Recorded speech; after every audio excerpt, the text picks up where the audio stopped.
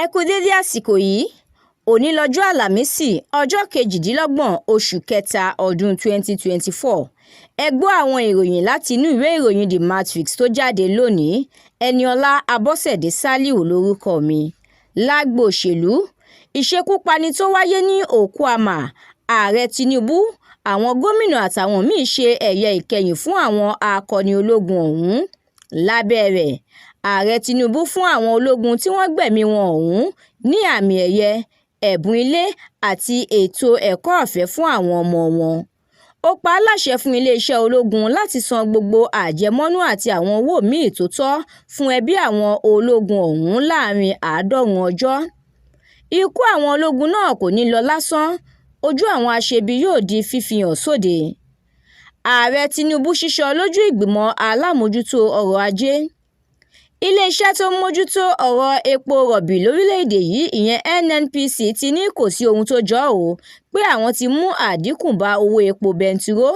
Wọ́n ní àwọn yóò rí i pé ó wà ní àrọ́wọ́tó àwọn ọmọ orílẹ̀‐èdè yìí ni o.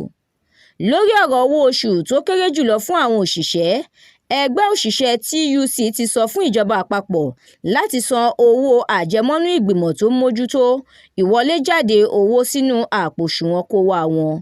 Ìjọba àpapọ̀ orílẹ̀-èdè yìí ti kéde ọjọ́ Jímọ̀ Friday ọjọ́ 29 oṣù kẹta àti ọjọ́ Monday ọjọ́ 1 oṣù kẹrin gẹ́gẹ́ bí ọjọ́ ìsinmi lẹ́nu iṣẹ́ fún àjọyọ̀ ọdún àjíǹde.